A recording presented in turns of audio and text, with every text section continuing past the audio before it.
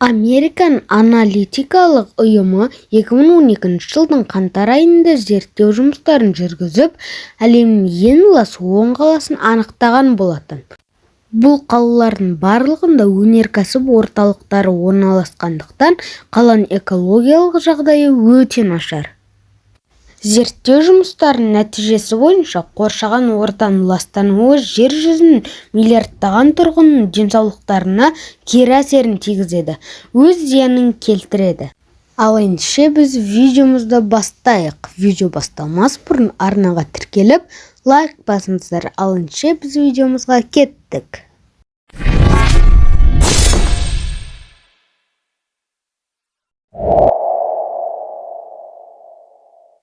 Украина, Чернобыль.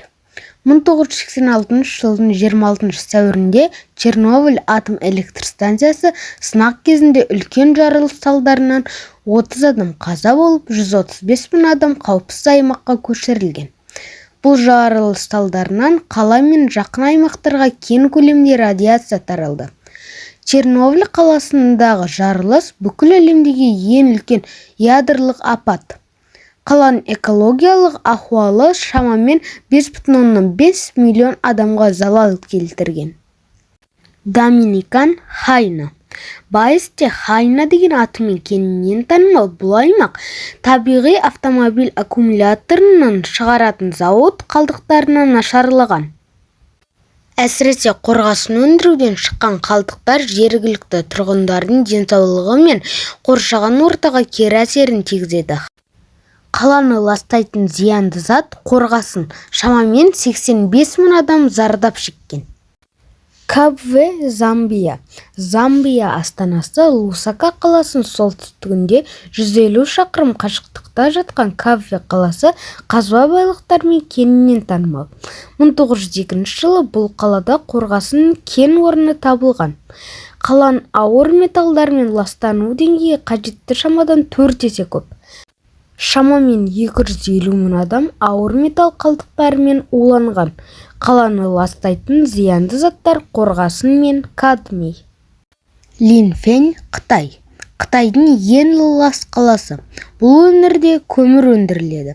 Алайда көмірдің жоғары сұранысқа ие болуы заңсыз шахталардың ашылуына жол берді. Зауыттардан шыққан қалдықтардың салдарынан жергілікті тұрғындар бронхит, өкпені қабынуы, оба ауруларына жиі шалдықты. Дүниежүзілік денсаулық сақтау мекемесінің мәліметі бойынша бұл өңір ауасындағы қос қышқылдың күкірт мөлшерінен шамадан тыс. Шамамен 200 мың адам улы заттардан зардап шегеді. Қаланы ластайтын зиянды заттар қорғасын, күл, көміртек, органикалық химикаттар. Майлусу, Қырғызстан. 1948 жылы Майлусу өзен аңғарында уран өндірумен айналысатын кен орны жұмыс істей бастады. 1968 жылы Майлусу қаласының маңындағы уран өндіретін 2 комбинат жабылды.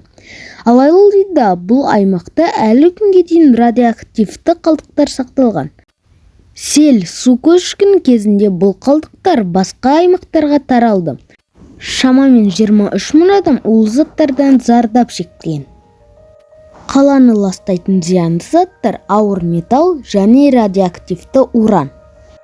Осымен біздің видеомыз аяқталды. Видео ұнаса арнаға тіркеліп, лайк басыңыздар. Сіздермен бірге болған әлем арнасы. Назарларыңызға рахмет.